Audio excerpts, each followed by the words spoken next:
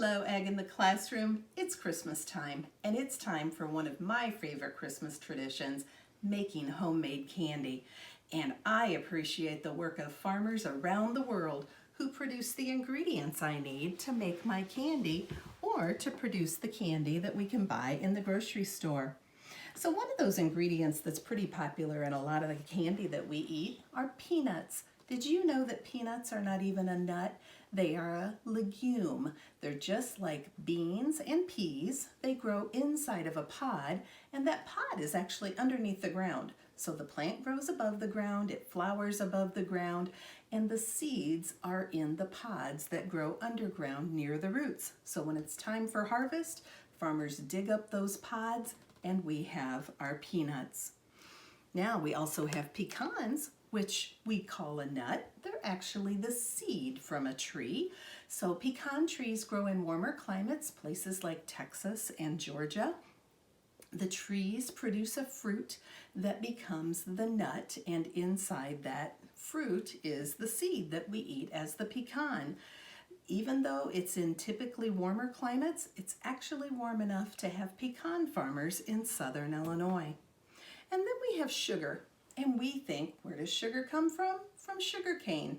And that's true. It does come from sugar cane.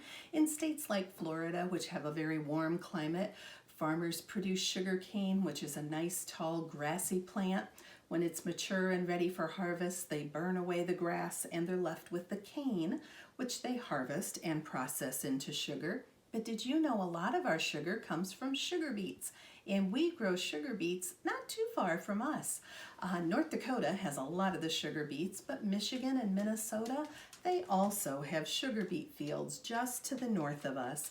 Those sugar beets grow underground. It's the root of the plant that grows a nice big bulb underground, and it's a very sweet bulb, so it can be processed into sugar. So a lot of the sugar that we eat could come from right here in the Midwest. Then we've got cherries. Cherries grow on trees as the fruit of the tree. Sour cherries are produced in Michigan, is our top sour cherry producing state, so not too far from here.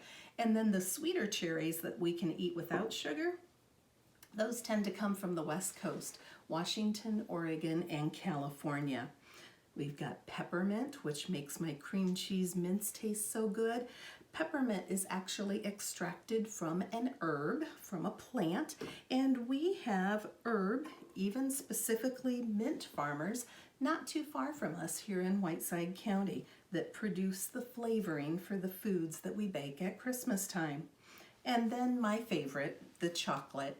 That chocolate comes from a cacao bean. Cacao beans themselves don't taste very good. They're very bitter. They grow in very warm climates. We think of Central America, but it's actually several countries in Africa that are currently the top producers of cacao beans. Those cacao beans are harvested and then mixed with sugar and some other ingredients to bring us the tasty chocolate that we enjoy at Christmas time. So whatever your family traditions and whatever you enjoy either baking or making into candy, enjoy it this holiday season, and remember, it got started on a farm.